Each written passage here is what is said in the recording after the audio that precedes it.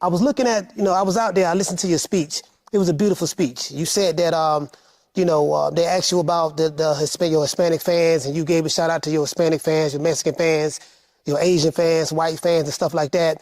And someone in the crowd, I forgot somebody on the podium or somebody asked you, what did that mean to you? And you said that, Mexicans, they are your people too. You said that everybody else, the other nationalities and races, they're your people too. What do you mean by that? I just mean, that we all is human beings at the end of the day. So I don't discriminate. So I just look at everybody as one.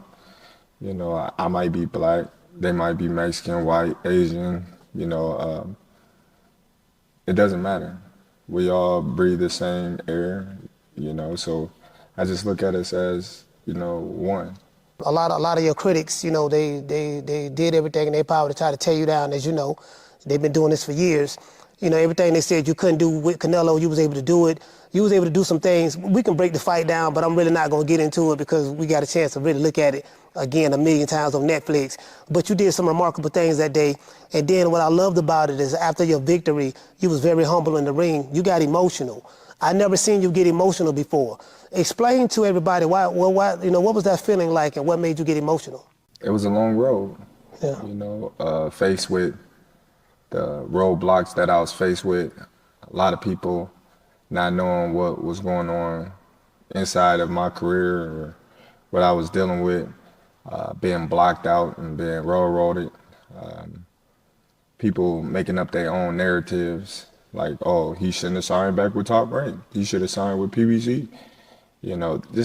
Just coming up with any and everything they could to put a roadblock into me becoming successful. It was tough. So it was just a mixture of everything that I ever been through in life, everything that I ever been through within my career, the naysayers, the doubters, the promoters, just all in one. It was just a sign of relief. One of the things that people criticize you about, they say, well, he don't fight enough. What do you say about that?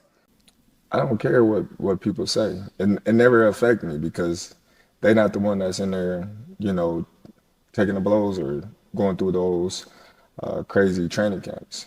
So by me fighting, when I fight and given the opportunity to fight, and them pleading out and crying about me not fighting as often, that just shows how much they want to see me fight.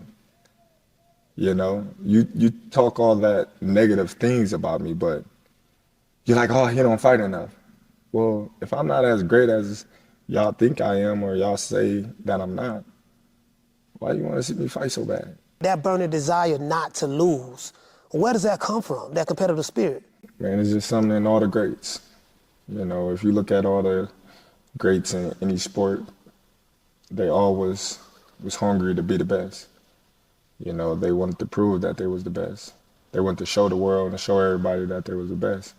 And when you got Andre Ward that came, in a time where he had to show that he was the best.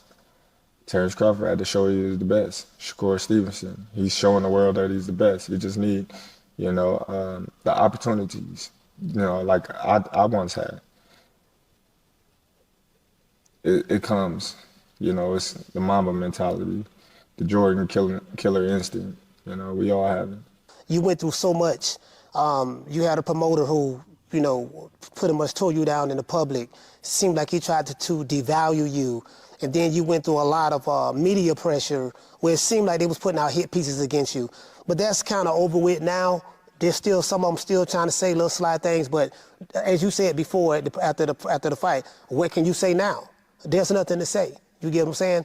Now, the pivot, people want to know as soon as you finish, they brought up names like Benavidez. They brought up other names. And, okay, when is he going to fight again? We want to see him do this. We want to see him do that.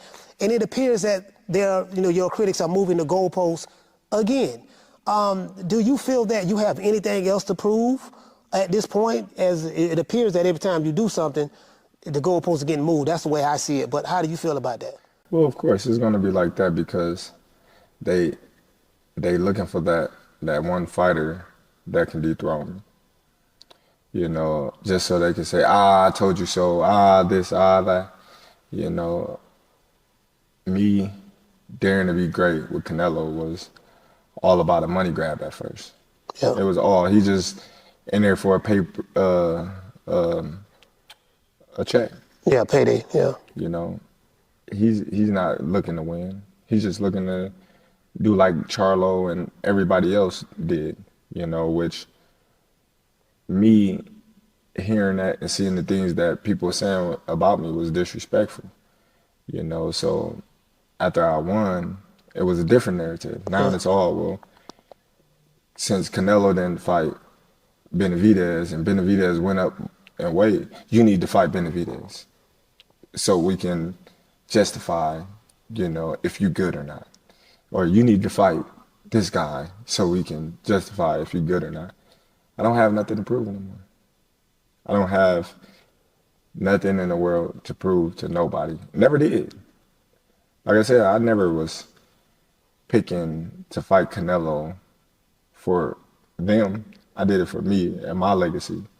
I always kept it straight. This is not for y'all. This is not for the money. This is for me. While y'all thinking that I'm just doing it for the money, I believe that I can win. And that's what I'm going to do. And that's what I did. Around the world, if everybody know who Terence Bud Crawford is, shout out to Netflix as well, and Turki Al-Sheikh and the Crown Prince of Saudi Arabia for really making this happen. What would you like to say to your newfound fans who just discovered you? I just say I appreciate the support.